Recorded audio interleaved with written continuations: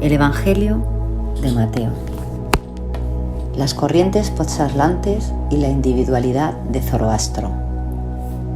El año pasado hemos hablado en Basilea sobre el más importante acontecimiento de la evolución de la humanidad, el misterio del Gólgota. Desde el punto de vista que nos ofrece el Evangelio de Lucas, ahora lo haremos basándonos en el Evangelio de Mateo. Muchas veces he puesto de relieve la importancia del hecho de que existen 4 documentos religiosos que nos describen aquel acontecimiento de una manera aparentemente diferente cada uno. Si para el pensar materialista esto da motivo para ocuparse de la materia con una crítica negativa, este mismo hecho se presenta, por lo contrario, como un factor muy significativo si lo consideramos desde el punto de vista de nuestra convicción antroposófica.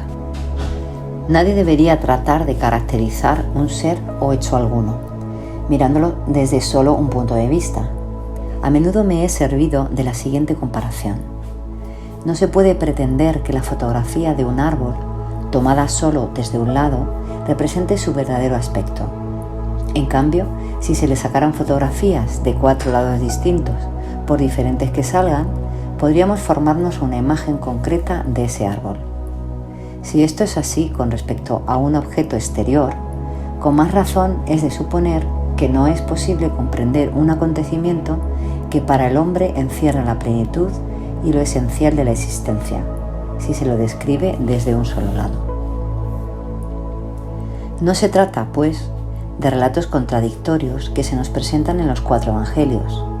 Antes bien, se basan en el hecho de que sus autores sabían muy bien que ninguno de ellos era capaz de describir ese majestuoso acontecer sino desde un solo lado, y que la humanidad podrá formarse, paso a paso, una imagen de conjunto por medio del aspecto total de los 4 relatos. Esto nos obliga a acercarnos pacientemente a ese acontecimiento más grande de la evolución terrestre, partiendo del contenido de estos 4 documentos del Nuevo Testamento.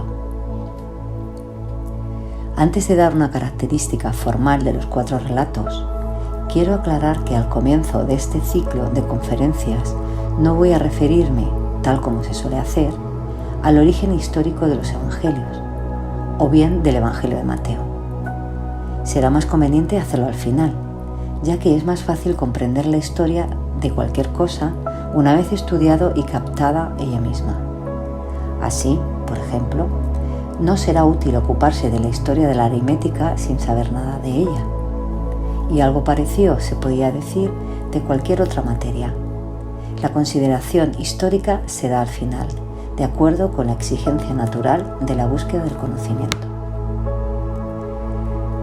Examinaremos, pues, el contenido del Evangelio de Mateo y, al final, daremos la exposición de su origen histórico.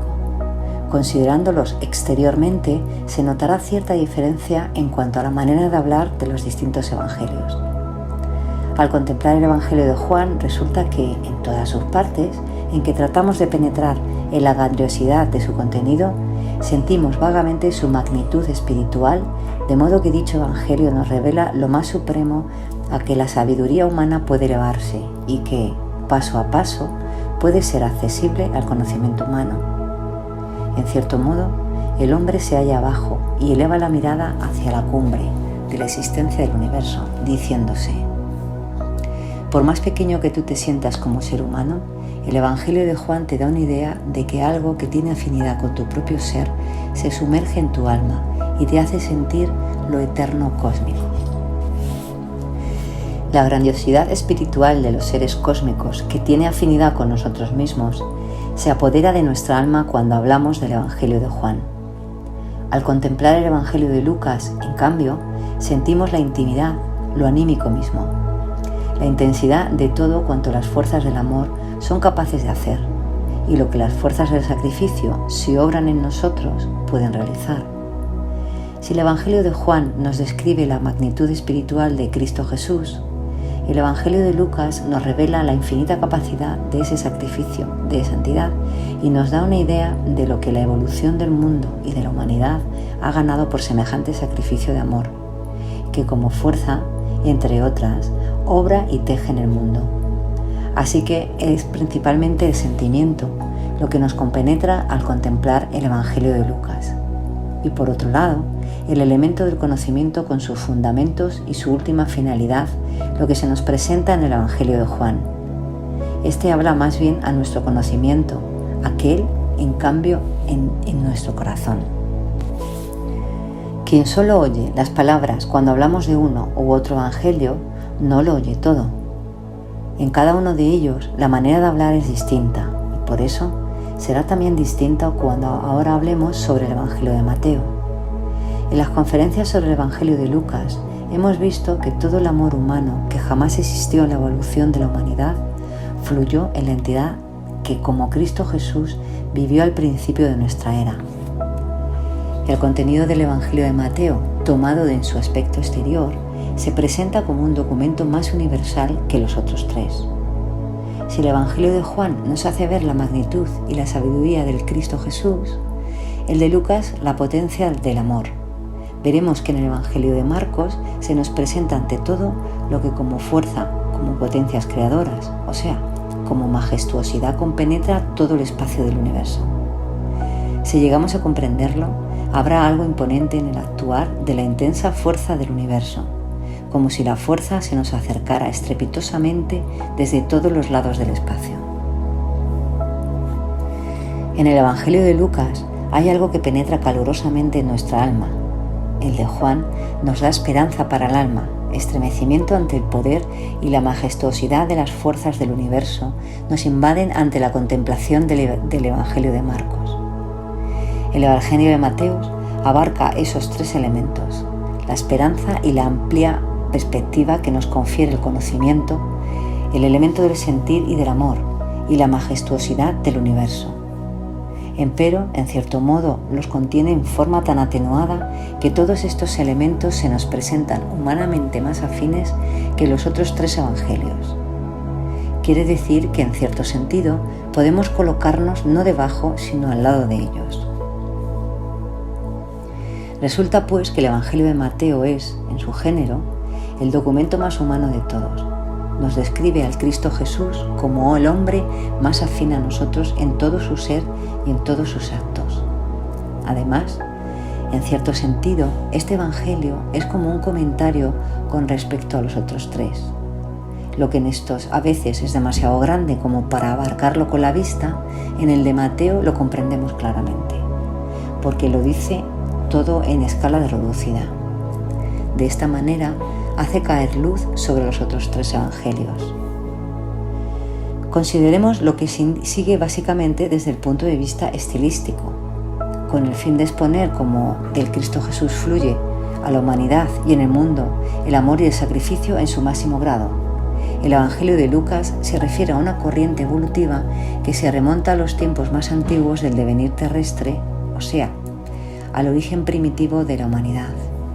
El Evangelio de Juan nos describe en su primer capítulo la relación de Cristo Jesús con el Logos Creador. Nos habla de la más alta espiritualidad a que podemos elevarnos con nuestro conocimiento. Desde el principio somos conducidos a lo más elevado a que el hombre aspira en el conocimiento, a lo más alto que en su alma puede vivenciar. Muy distinto es el Evangelio de Mateo. Empieza por describirnos la línea de descendencia hereditaria dentro de un determinado pueblo y nos dice que en cierto modo se sumaron en Jesús de Nazaret todas las propiedades heredadas desde Abraham a través de 3 veces 14 generaciones. Quiere decir que en un pueblo hacía fluir en la sangre sus mejores cualidades, a fin de reunir en una individualidad las más altas fuerzas humanas. El Evangelio de Juan nos conduce a lo infinito del Logos, el de Lucas a lo inconmensurable de la evolución de la humanidad desde su origen. El de Mateo nos describe un pueblo que, por herencia desde el patriarca Abraham a través de 13-14 generaciones, transmite sus cualidades al hombre Jesús de Nazaret. Con respecto al Evangelio de Marcos, solo diré que para comprenderlo verdaderamente es preciso conocer, en cierto sentido, las fuerzas cosmológicas que fluyen a través del devenir de todo el universo. El Evangelio de Marcos nos presenta al Cristo Jesús de tal manera que en un obrar humano hemos de ver la esencia de las fuerzas cósmicas. Se nos hace ver que en la actualidad, en el actuar de Cristo Jesús, se ponen de manifiesto extractos de un obrar cósmico.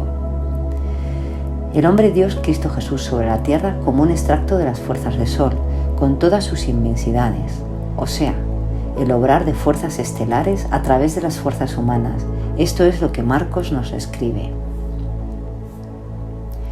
En cierto sentido, el Evangelio de Mateo también parte de fuerzas estelares, puesto que, al describirnos el nacimiento de Jesús de Nazaret, nos conduce a un punto desde el cual el gran acontecimiento aparece de tal modo que el devenir de la humanidad guarda cierta relación con los hechos cósmicos. Nos hace mirar hacia el astro, conduciendo a los tres magos al lugar donde nace Jesús. Sin embargo, no describe fuerzas cósmicas como el Evangelio de Marcos, sino que nos habla de tres hombres, tres magos, y del efecto que lo cósmico ejerce sobre estos tres hombres. Nuestro interés se dirige a ellos para sentir lo que ellos sienten. Se trata del reflejo de lo cósmico en el corazón humano.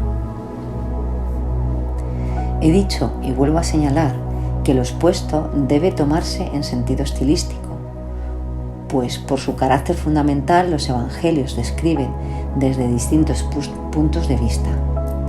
La manera como lo hacen es característica para lo que nos quieren decir acerca del acontecimiento más grande de la evolución de la humanidad y de la Tierra. Es muy importante que al principio del Evangelio de Mateo se nos señala el parentesco sanguíneo de Jesús de Nazaret. Se nos contesta la pregunta: ¿cuál fue la característica física de Jesús de Nazaret? ¿Cómo se sumaron en esta personalidad todas las cualidades del pueblo hebreo, desde el patriarca Abraham, para que en ella pudiese aparecer la entidad de Cristo? Se nos contesta: para que el Cristo pudiese encarnar en un cuerpo físico, éste debió poseer propiedades físicas que solo pudo tener si en la sangre de ese pueblo aparecían, sumadas como en un extracto, todas esas propiedades del pueblo de Abraham en la personalidad de Jesús de Nazaret. Y se demuestra que la formación de la sangre de Jesús de Nazaret se remonta, a través de las generaciones, al fundador del pueblo hebreo. Así vemos que principalmente en la personalidad física de Jesús de Nazaret se concentró la naturaleza de ese pueblo, con su misión en la historia universal, para la evolución de la humanidad y de la tierra. Por consiguiente, para comprender lo que el autor del Evangelio de Mateo quiso mostrar con esta introducción, es preciso conocer la naturaleza del pueblo hebreo, su misión en base a su peculiaridad en cuanto a la evolución de la humanidad.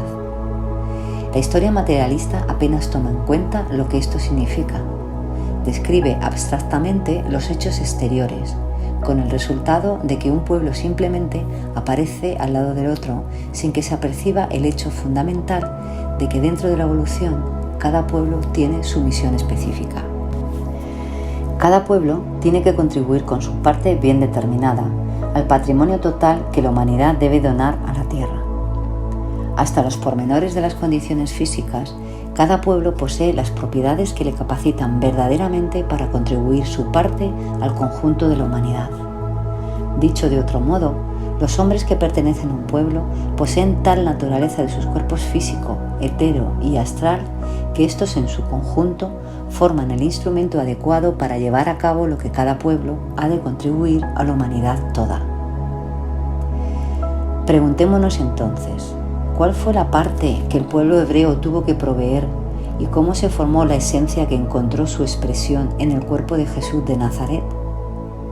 Para comprender la misión del pueblo hebreo es preciso ahondar el estudio de la evolución de toda la humanidad. Al respecto, hemos de caracterizar más exactamente algo de lo esbozado en mi ciencia oculta, y para ello nos referiremos brevemente al gran cataclismo ocurrido dentro de la evolución al que hemos llamado la catástrofe Atlante.